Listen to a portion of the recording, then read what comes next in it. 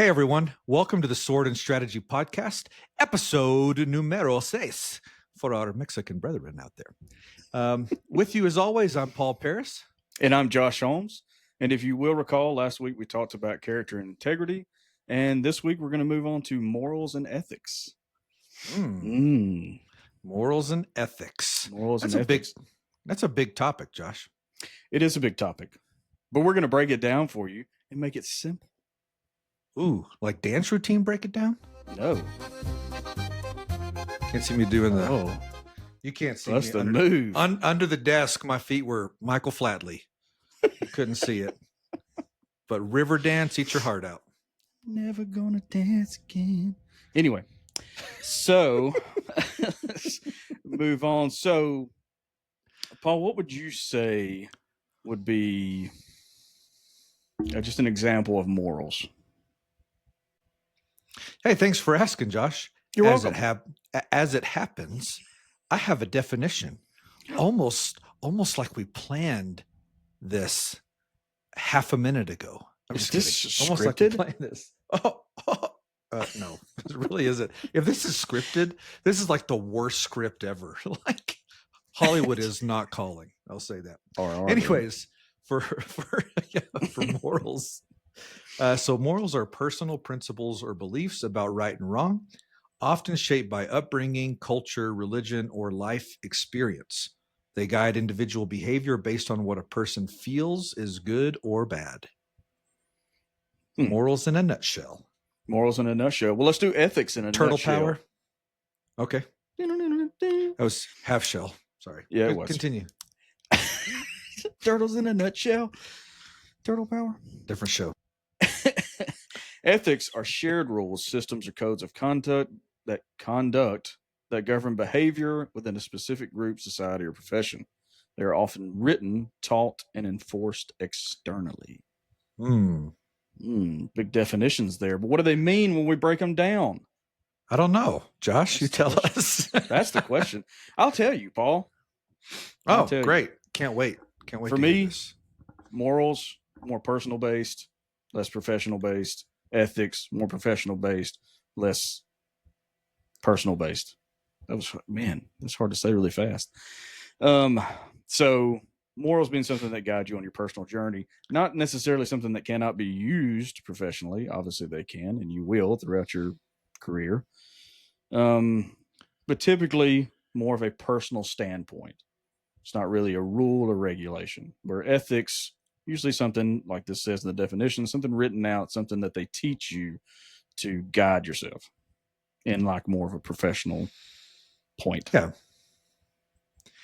I think, well, one of them does feel like it's more personal, like, personally related and more you see in a corporate setting.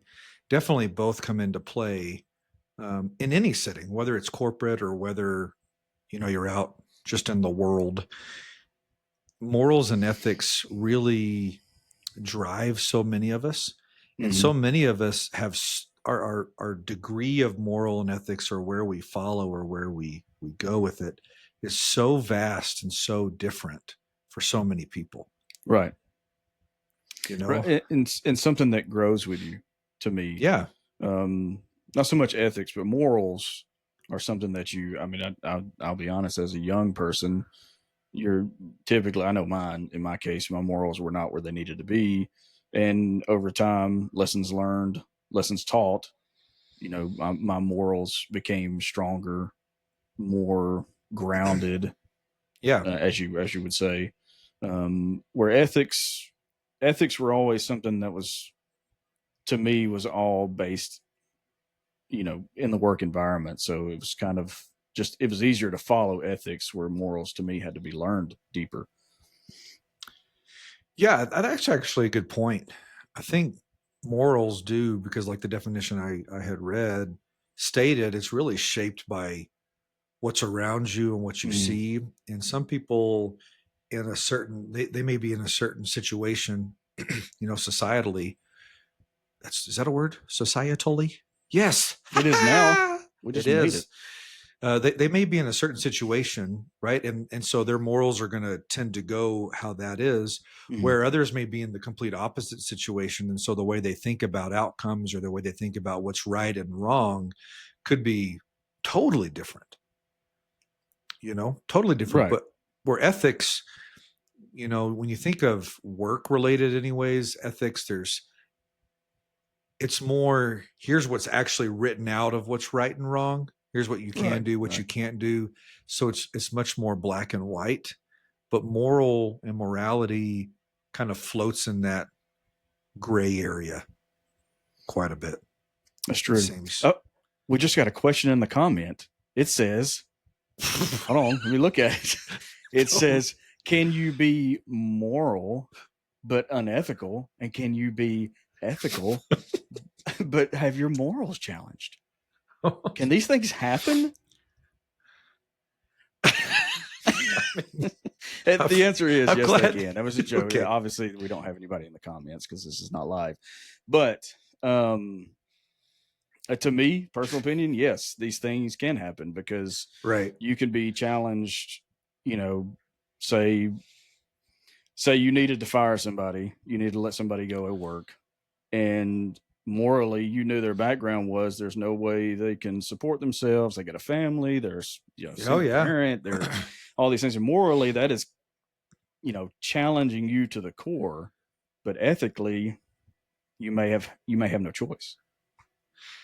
you know, bro, that I've been in the position many times over my career. Um, 12 years with a company where in every position I was in, I was over quite a few people. So leadership all day long, always over individuals. And there are definitely multiple times Excuse me. when I had to let somebody go that I thought was, I didn't feel good about it. Right, deep down you wish there was another way, right? Yeah, deep Yeah. down. And even then, ethically, it really wasn't good to do it. Morally, it really wasn't good to do it. But it was a, you have to, Mhm. or guess what? You know, you're going to get written up, or guess what? Something else will happen. Right. And those situations are so hard Mhm. to deal with as a manager. And as a manager, you're going to come across those situations. What do you Right. do when that happens? And I know for me, the way that I've approached those when they've happened, like I had to let go of a guy a few years ago, didn't do really anything wrong, was maybe a little slower on trying to get some stuff done than what some other people higher up than me wanted. Mhm. And the people got they got really upset about how slow things were moving for this one individual. And I tried to go down a path, even with our HR department. Let me just write him up. We told him we needed this. It didn't happen. Let me just do this. And Right. it was overruled by the big boss saying, nope, immediate termination. We're ready to move on. And those are hard. So for Mhm. me, when I'm in those situations, you can't get out there and throw your boss under it and say, man, my boss told me I've got to fire you. Now I Right. talked about it on an earlier podcast where I had a guy that we put on a performance plan and I told him the president of the company hated him. And it worked out. But in those situations where you're letting somebody go, I try to be as open and honest as I can and say, this is not my decision. This is a decision I've been told that I have to carry out. And I wish it was any other way than this. But unfortunately, it's not. And then I have to kind of leave it at that. Um, but it's definitely happened multiple times in my career with people that I did not want to let go or to Yeah. see move on. And that's tough, right? I mean, you now you're challenged morally. You feel like ethically you're challenged, and if you dissect that down, let's say you buck the system, right? And you're like, no, I'm not firing this person. I'm not letting this person go. well, somebody's going to step over you and let that person go regardless. And then, now your character and your integrity are challenged because you didn't follow through with something that you're supposed to do as your job. Oh, so much so. Like I can remember when COVID first hit, and the Mm. company I was with, we let go of half of our staff. We weren't a huge company. We only had like 45, 50 people, but we let half of them go. And I was one of the fortunate ones that stayed on. Mm-hmm. And we had to have a meeting with everybody we were letting go and to tell them, hey, we're not letting you go. We're putting you on furlough because we don't know what's going on with COVID. This could last forever, not forever. Thank God, but this may last a little bit. We don't know how business is going to go, all this stuff. And so we kind of that's what we told them, and that's what we all believed. And then it was like 6 months later or something like that. My boss decided, you know what? The people we put on furlough were people I didn't really want as part of the company. And this was a good way for me to let them go. We need to tell them we're not bringing them back because we can't, even though we were going to start hiring pretty quick. Right. And it was like, this sucks. But the thing that Mm. really sucked was my boss at that time then said, hey, Paul, why don't you call all of these people and tell them Mm. instead, and I'll just be here if somebody's really upset. And I'm like, man, you talk about putting me in a bad situation. I had to tell all these people we're putting you on furlough, but hey, our goal is to bring you back, and then come out and tell them we're not. When then I find out the whole reason, or we were never going to bring them back to begin with, is really it was a rough situation. Thankfully, I had built up enough cred, if you will, and had built up Street. enough relationship, street cred. What? No gang signs here. I'm way too mayonnaise for that. But if I were to like, you know, just being real, if I start throwing up gang signs, which I did one time in my life, and Easy. dude, I was playing basketball when I was a kid. I know this is way off topic, but we're going here. I was playing basketball as a kid. A We're dude taking this pulled up. journey. A dude pulled up in a lowrider next to the house. Cool car. And I don't know, I am an idiot when I was a kid, and I flashed him like an East Side gang symbol. East Mhm. Side. And he stopped the car, and I thought, oh, this is where I die. Oh my gosh, what did I do?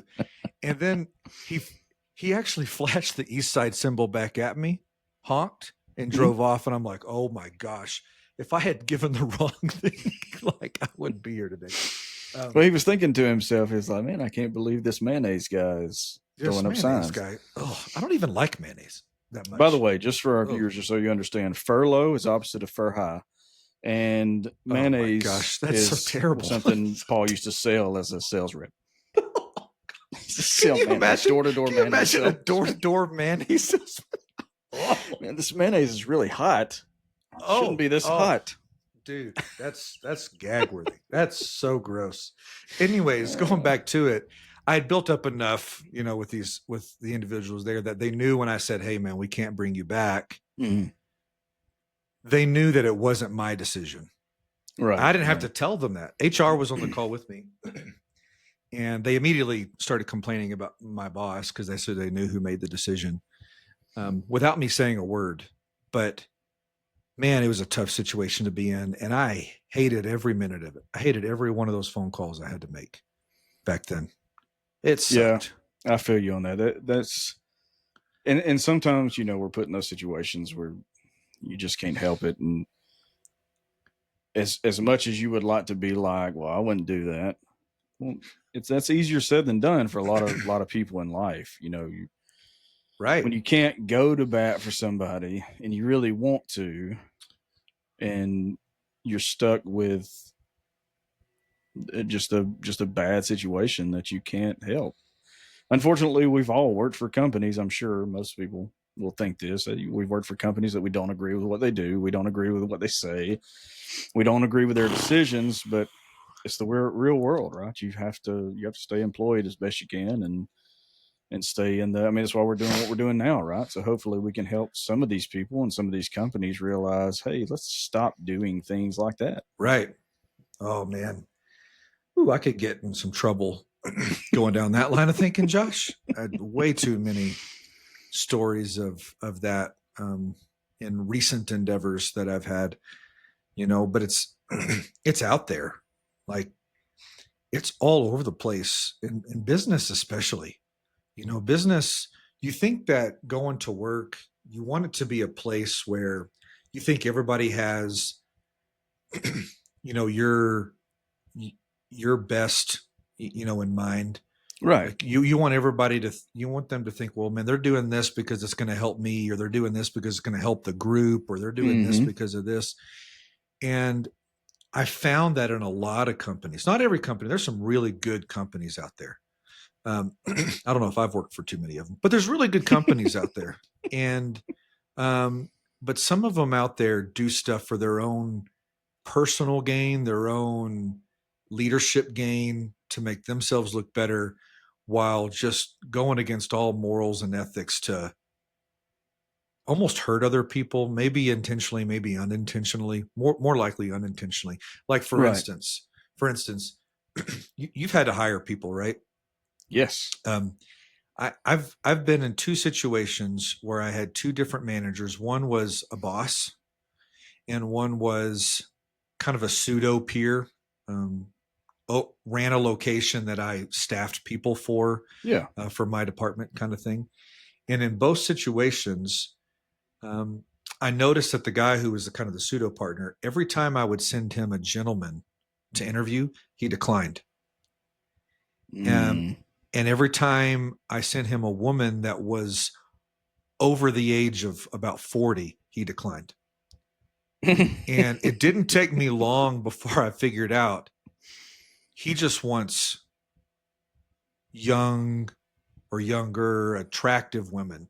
And he even came out and told me, yeah, because we have all these people that come into the building and that's the first person they see. And I want them to see, Oh, he even said the thing you don't beauty, say out and loud. you're like, yeah, oh, yeah. I had another one, the guy who was my boss, that always, whenever I would interview somebody, his first question to me was never, hey, how did it go? Do you think they're going to be a strong fit?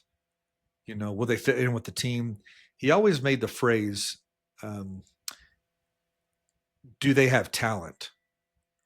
And when I first heard that, I went, oh, yeah, yeah, they've got talent. They've been selling here and they've sold here and they've done this. He's like, no, Hmm. that's not what I mean. And I'd say, well, okay, I don't know what talent means then. Lost Like, me on that one. Yeah. what do you mean? What does talent mean? And he would say, do they have talent? And he would like overemphasize the word talent. And I picked up really quickly, he was trying to see if it was a very attractive female I was interviewing, That's pathetic. because he wanted an attractive female to go around to the different clients that we had, because it was a business to business sales job. And that's what he wanted. Mm. And so, and I never answered that question. Every time he'd say, do they have talent? And I would say, all that matters to me is if they can do the job and if they're coachable through it. Don't care what they look like. But you face that, like, you think that, oh, that's not in the world anymore. Oh my gosh, that's Oh, I'm sure. everywhere right Yeah, I'm now. sure that's ever. I have fortunately have not been in that situation. That's good. Most of the hiring that I've had to do uh, was based on my own merit. So I was allowed to, pick and choose who I wanted for my teams and things like that. But I never hired for other people. So that was kind of the thing there. The only time I have had to, unfortunately, I did not come from that work background that I was hiring for, so it was a lot harder for me to Sure. decide who was good enough and who wasn't, who had, well, I'm not going to use the word talent in that scenario, but who was coachable, teachable, Yeah. trainable, who had the work skills that we needed for those positions. So I Sure. needed outside help, and even then, never ran into that kind of situation. But I guarantee you that happens way more than it should. And look, I'm not going to sit here and act like I don't like pretty flowers. But when you're hiring for or attractive things, good looking cars or any of that, I mean, people are the same way. You have attractive people in the world, but that's not talent. That doesn't require any effort in my well, I guess it could require effort if you want to pay for it. But on another note, it doesn't to me, that's not something that will help you in life. It shouldn't. It really shouldn't. That's where those morals and ethics kick in on the employer side. Sure. That's terrible. I'm Yeah, sorry. That's just a it's terrible. That's a it, terrible, well, awful thing. it is, and it speaks to morals and ethics because there's a Mm-hmm. right and there's a wrong. There's a reason that we have laws in our country that when you're interviewing somebody, you can't ask about XYZ. Like there's so Mm-hmm. many things you can't ask about. And even though you can't, I mean, you're never going to, judging how somebody looks is not something you ask, but it's along the same lines, right? Right. And, uh, and that's a form of ethics that I've witnessed broken. And most of the time, I mean, I truly never really paid attention enough to the person to say if I thought, oh yeah, they have talent or whatever. I don't care about any of that. If they can talk to me as a complete stranger in an interview Mm. and come across really well and I can see work ethic and drive, heck yeah, let's explore this further. I don't Right. really care if you have three foreheads, right? I don't care. I That's don't care weird. if your forehead depth is way up here, I right? do. just, Wow, Josh. Wow. just playing. Just playing. Like who cares? Right. If you can do the job, do the job. I don't care what you look like. Something else, though, I wanted to touch on, Josh, Mm-hmm. with that, and it's kind of about hiring, but it's really more about moral and ethics. I think it's important to understand that morals and ethics and those things, just because something has been one way the whole time, or there's a status quo, or there's an expectation, Mm-hmm. doesn't mean that it's morally right or that it's ethically right That's to true. do. For example, when I was hiring for some managers underneath me, I was interviewing several guys or multiple people for one of the positions. I had to hire a bunch of positions, and I got down to the final two. And one of the individuals had been with the company for I don't know how many years, 10, 15 years, something like that, long time. Mm-hmm. Been there, knew everything, um, had a bit of an attitude Mm. and a bit of an entitlement, kind of thing.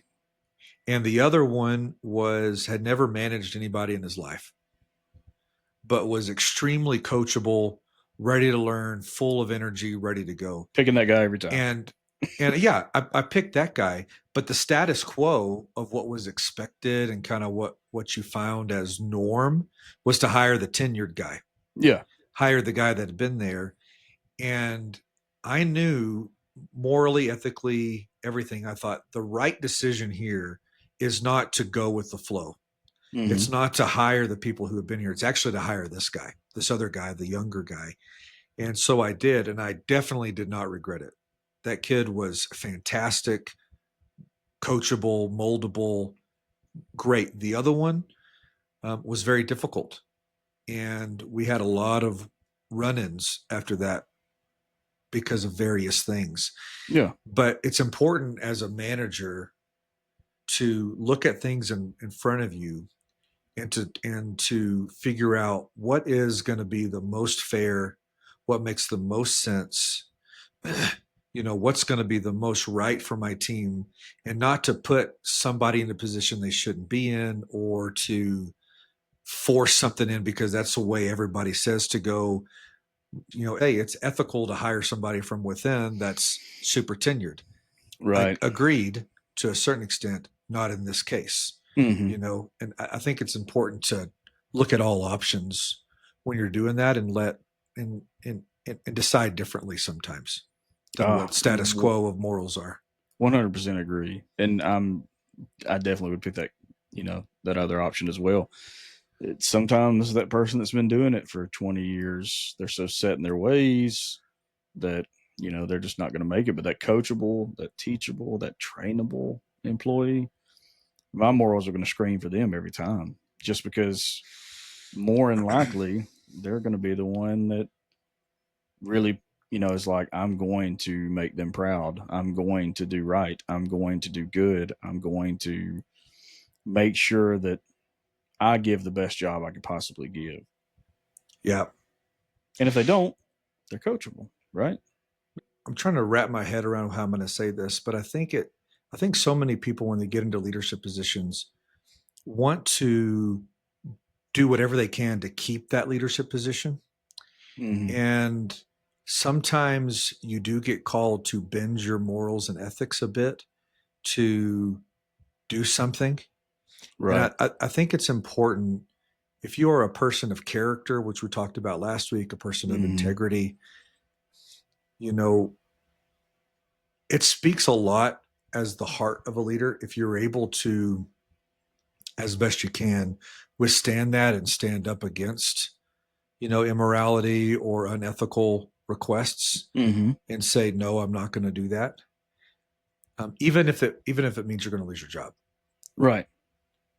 And that's really hard because you can sit there and go, oh yeah, if somebody tells me to do something unethical, no, Mm-hmm. psh, no, I'm not going to do that. Psh, I'm not going to do that.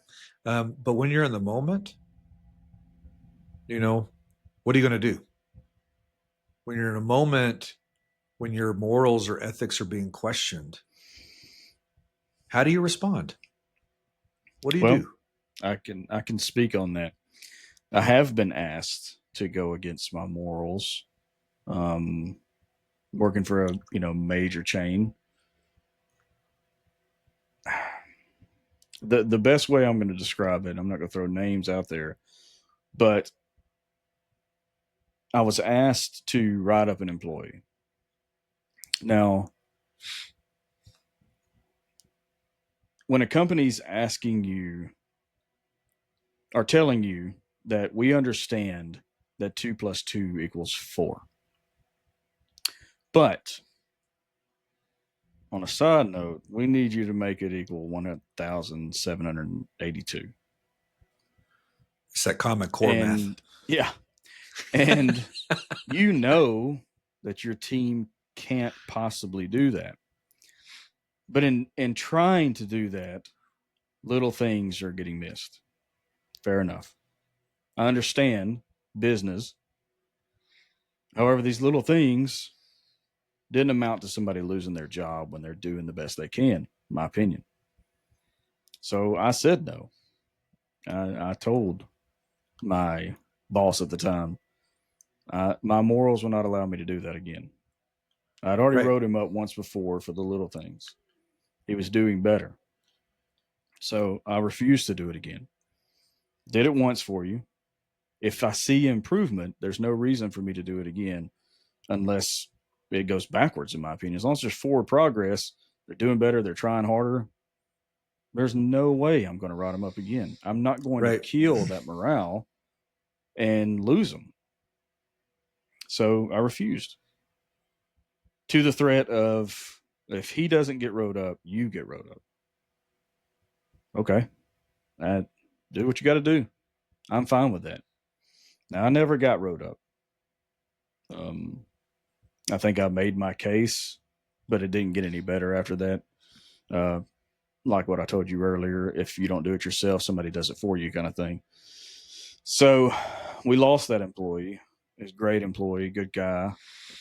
Um, but that was one of those points where I was challenged and I just wasn't going to do it. It just wasn't, it didn't feel right Yeah. for me. So I wasn't going to try to sleep with that on my conscience. Just when it's not right. Taking a stand is hard. Taking a stand is hard. Especially in the world we live in now. Oh yeah. But I think it's necessary depending on the situation, Mm-hmm. right? I think, as a leader, you want to fight for your people. Now, if it's somebody that they're like, hey, you need to get rid of this person, and you're like, yeah, they're terrible. Yeah, okay, yeah, no problem, right? Or they've constantly committed things they shouldn't have done, or constantly getting written up, whatever. Mm-hmm. But other times, when it's just because they don't like a person, you know, you got to be able to stand up. I talked about the guy that I had, I mentioned in this episode earlier, and then I talked about it fully Mm-hmm. with the guy that we had to put on a performance plan, and he wondered what everybody thought of him, and I told him. But I had another one where my boss had called me in my last position and mentioned one of my employees and said, "You know what, Paul? He's not right for this job. Right. I think we need to transition him out, and really, we don't have another place for him. So let's work on transitioning him out." And I had to tell my boss, no, he's good at what he does. Mm-hmm. You don't see all the emails because he doesn't copy you. He copies me. Straight to Like the source. he's doing everything I'm asking him and Mm-hmm. above. And the boss, after a few minutes, because I had earned enough trust with the boss, my boss came to me and said, "Okay, if that's how you feel, Paul, I trust you. Maybe I've misjudged." Right? But again, there's a relationship piece there, but Mm-hmm. you know that you have to work, and you have to, get with people and talk with people, and make sure they feel like they can trust you. But you know what I did right after that? I went right to that employee. I called him. I said, "Hey, I got a call that they want to move you out." And I told him no. So how do we get it to where they don't ever ask me that again? Love it. Let's do this together. That's what I said. Copy him on every single thing you do. Right. I want you to set meetings up for this and this. And if they don't attend, tell me about it. But we're going to show that you've done everything and that there's no reason for them to put blame on you. So standing up for somebody takes a bit of courage. Standing up in what you know is unethical or immoral to do takes a lot of courage and bravery. And that can sometimes be hard to muster, you know, as a Agreed. leader. Now, you and I both, we don't talk about it a lot on here, but we both have a you know, deep roots in our own faith, Mm-hmm. in the faith that we have. And that's where I draw strength. And it helps me to be courageous. It helps me to step out when my knees are knocking, going, I got to stand up against this. And this could mean career suicide for me. Right. But you know Right. what? It's the right thing to do. And I feel it in my heart. It's the right thing to do. And you know what? Whatever happens, I've got to do it. And let me say that we come on here on this podcast and we talk about these things, and these things that are kind of common sense and kind of stuff we feel like people should know, and I believe I've mentioned that before. But I also want to say that I've come to this place in life at big 45 now, You are closing. almost at the Kevin Hart. Dang! You're a lot older than me. But if I, I I got to this place by challenging myself, and making several mistakes. Like I haven't always been able to stand on the moral ground. I haven't always been able to stand on ethical ground. I've made terrible decisions in life. I have made terrible mistakes in life.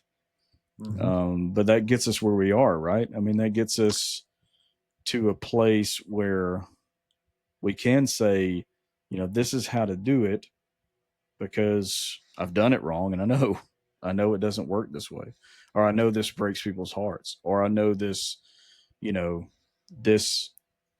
put me in a bad situation. Like I know this, so I can tell you, I can help you. Listen to what I'm saying. So I want to be very clear that I'm not standing here on this supposable high ground and saying, Oh yeah. you need to do this in your life. I'm still growing, still learning, still changing, still disciplining myself. And I fail every day, every Hey, step. you're human, right? We're all How human. dare you, Paul? I forgot you're one of those lizard people. You are human, and that's part of humanity. We don't make the right decisions every time. We don't do the right things morally or ethically every time. We screw up. I'm It's what we going for do. it, 75% at this point. it's what we do afterwards that Mhm. counts, right? When we realize, man, I screwed up here. What do we do? What do you do? Do you pick yourself back up? Do you hold yourself to a higher standard at that point? Do you talk to people? What do you do? Do you just say, who cares, and you move on? No, No. no, no. And I'm a huge believer in, I like the guy who fails and finds his foundation at rock bottom. Like that's an amazing person to me. You, if you're at rock bottom, you can't go any further, right? So build your foundation there. Let that be your moral high ground. Let that be your place. It's not going anywhere, right? It's rock bottom. You've claimed it's rock bottom. Then start building your cinder blocks right there to your foundation, your new life, and stand up. That's where a hero comes from. It's not the guy that's always been at the top. It's the guy that gets the mess knocked out of him, the boo boo knocked out of him, and he stands back up. She stands back up. They stand back up, whatever. But I feel like I'm screaming. I'm passionate about this. If you've been on No, rock it's good. bottom, it's a great place to build. It's a great place to start over. Just do it. And guess what? If you get knocked down, start building again. It sounds like it's simple, and I know it's not, but do it. Chumbawamba. I get I, knocked down, but and I get up again. Chumbawamba. We're going to start party rocking like it's 1996, whenever that song came out. I don't remember when the Here song comes came our out. age again. If I guess that song on when it came out, I'm going to feel pretty good about myself. But I don't remember when it came out. Sometime in If the 90s. you guess that song and the year it came out, I'm going to be disappointed in you because that's a terrible song and you shouldn't know that answer. The lyrics of that song are quite horrible. If you read them, they make no sense. The song is quite horrible. Oh, I was so close. She just told me it was 1997. Oh, you were close. There's that humanity again. I was wrong. I'm not disappointed in you since you didn't know. No, and I know we're kind of at time for this one, or we're getting close to time for what we call time, anyways, for these. But I do want to point out real quick too, and I think this is something we'll explore in episodes to come. Is kind of the hitting rock bottom to arrive. Hitting rock bottom feels like the end of the world. But like you kind of said, it lets you restart and build back up. And sometimes if we don't hit rock bottom, we can't then become the person that we were meant to be. You know, agreed. You think about, you even look at like sports teams, the teams that from the very beginning always win, right? And then they lose one match or one game or whatever, what happens? They crumble. Mm-hmm. Their ego is shattered. Oh my gosh, we lost. But the teams that have battled through adversity and gone through it only to then build and rise up to the top, mm-hmm. You know, you don't get there unless you've faced adversity. You know, you No. don't get there unless you've hit rock bottom. And, you know, I want to just tell people out there, if that's the path you're on and you feel like you've hit rock bottom, then you're in the perfect place for growth. All the issues of the past, all the stuff we can hit a reset on. Like rock bottom is not where anybody wants to be. And I don't say, hey, I'm not encouraging people, hey, go out there and hit rock bottom. Go make some bad decisions and make sure you hit rock bottom. That'll be good. But once you do, and you get to that point, I've been at that point.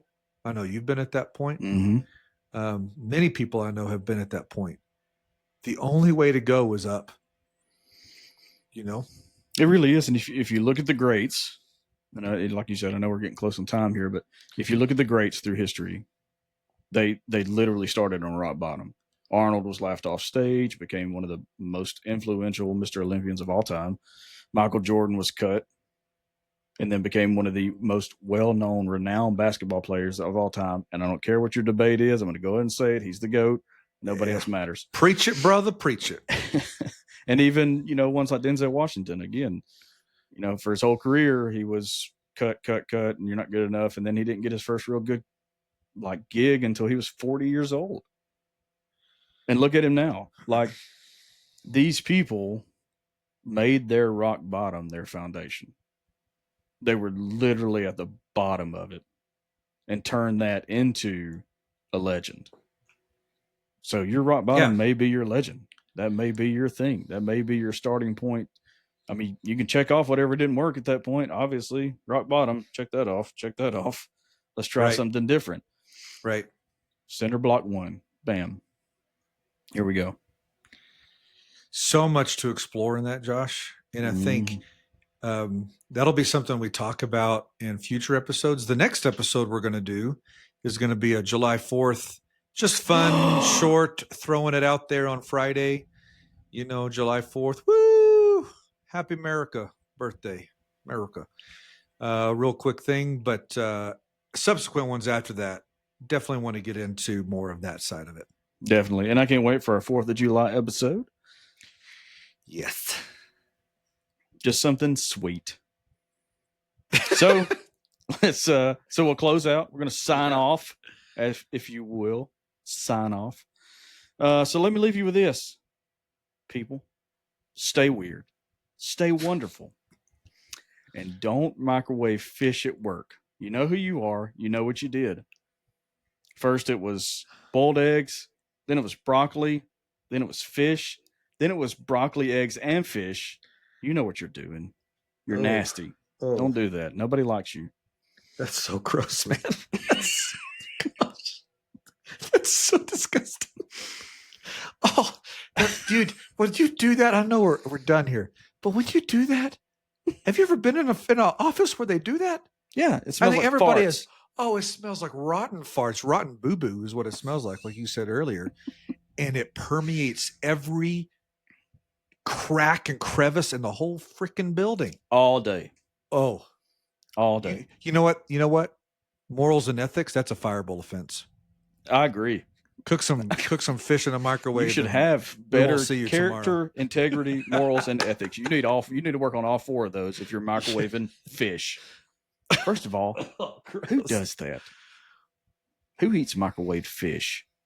A lot of people. Anyways. Bye, everybody. See you July 4th.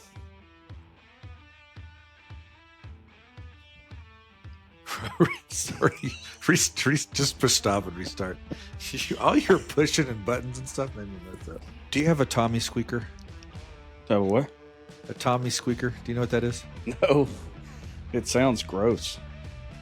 It's when, through nervous expression, you let out a high-pitched fart.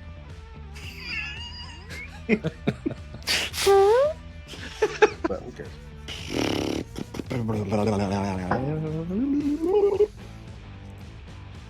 Hey everybody, welcome. I don't know why I do this every time. Hey everybody. Let's restart that. Okay, we'll restart it. Here we go. Good episode. All right. Not even as enthusiastic. Just okay. I got it. All right. All right. Okay. There you go. Oh. All right.